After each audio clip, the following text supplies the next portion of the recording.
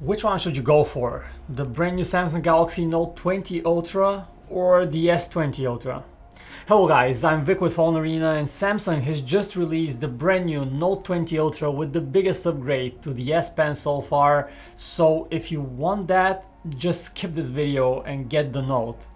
If, however, like me, you are not using the S Pen all that much and you just want the very best Samsung phone, stick with me as I will tell you about the differences between these two. First, it's just about pure size, and both are big XL sized phones. The Note 20 Ultra has a boxy, rectangular shape, while the S20 Ultra has rounded corners. I personally like that edge look of the Note a little bit better. It's just different than most other phones out there and it has personality. The Note is also noticeably thinner at 8.1mm versus the 8.8mm on the S series. A small difference, but one that is noticeable.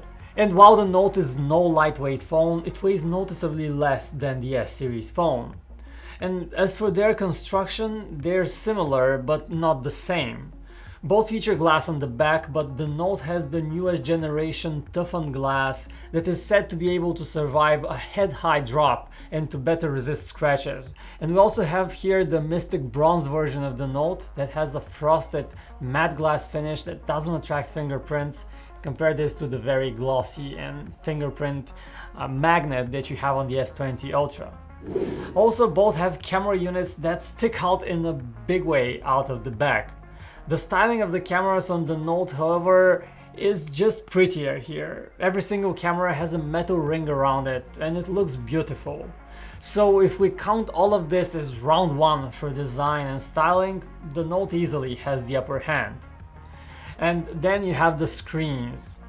Now in the specs department you'll see that both are 6.9-inch displays. That measure is just not very relevant these days. Now the reality is that the Note has a wider screen that feels a bit more immersive and appears bigger, while the screen on the S20 Ultra is narrower and taller. So if you value a bigger screen in most cases and not just video, go for the Note, it gives you that. It's also just the better display overall. Colors are a tiny bit richer, a bit better refined, and it gets slightly brighter outdoors, so it's easier to read. Now both phones also support a high refresh rate of 120Hz, but there is a difference here as well. Now if you use the 120Hz option on the S20 Ultra, the screen will be fixed refreshing at 120Hz all the time. While on the Note it can now smartly adjust and will only go to 120Hz when it needs to, when you're scrolling around and so on. Now if you're just watching a video, you don't need the high refresh rate, or if you're playing a game that doesn't support it, and those times the Note will run at a lower refresh rate and save battery, and that's a big feature. So to sum it up, if display quality was round 2, now that's an easy win for the Note as well. Under the hood, the Note 20 Ultra runs on the Snapdragon 865 Plus chip compared to the regular Snapdragon 865 on the S20 Ultra. Now the plus in the name refers to the higher clock speeds that you get on the Note, and this will result in up to 10% faster performance. Now, outside of the United States, however, both phones will feature the same chip, the Samsung-made Exynos 990. As for the rest of the specs, you get the same 12GB of the latest generation LPDDR5 RAM on both phones, and you have 128GB of onboard storage on the base models. Again, another asterisk here is that the Note uses slightly faster storage of the newer UFS 3.1 standard. Overall, while the Note does have slightly faster performance, I wouldn't say that it's a huge difference. Again, if we have to count this, it will be a win for the Note, but not a big one. And then you have the cameras, the bread and butter of premium smartphones. The Note cameras look better, but do they take better photos? Well, we couldn't notice much of a difference at first sight, but we have to say that we are still running pre-production software and will reserve our final judgment for our reviews.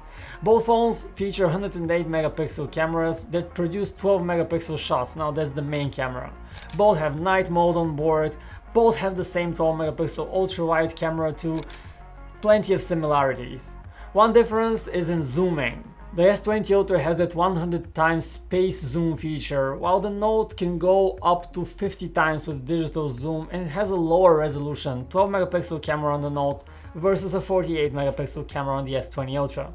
Now honestly, at first sight, that lower resolution of the Note doesn't mean you get worse pictures when zooming. And while the Note can go to 50 times, I honestly don't think that even matters, as 100 times zoomed photos on the S20 Ultra were just a bit of a gimmick. They just look like a blurry mess that you would probably never actually share with anyone. So one interesting detail is that the time of flight depth camera on the S20 Ultra is gone here on the Note, and instead you get a laser autofocusing system. I tested the autofocus speeds on the Note and it was wicked fast.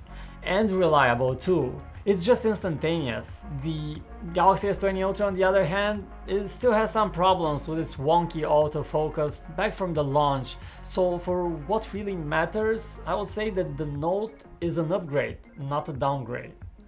And on the video side, both can record videos at up to 8K, whopping 8K video resolution, and the Note also has richer manual controls if you're into that.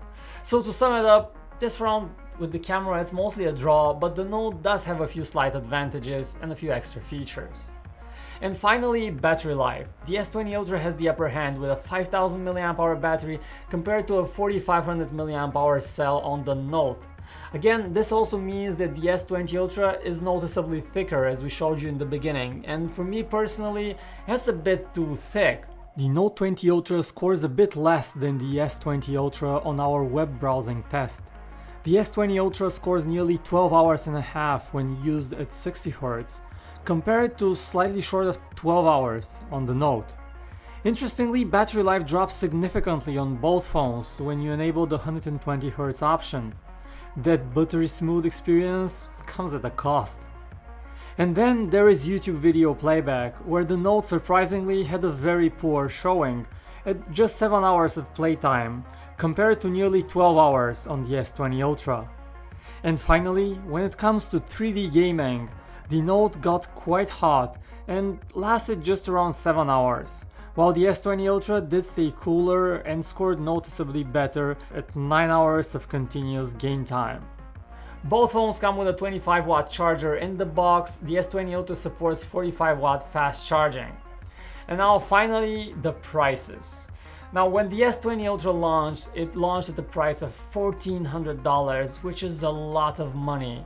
And currently you can find it with various deals. You can get it on Amazon for about $1,000, while the Note starts at a lower price of $1,300.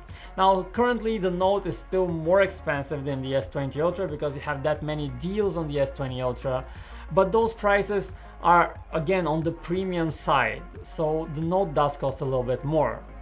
So that rounds up this comparison. While on paper the Note 20 Ultra is not a big upgrade over the S20 Ultra, the improvements add up for an overall better experience in various areas.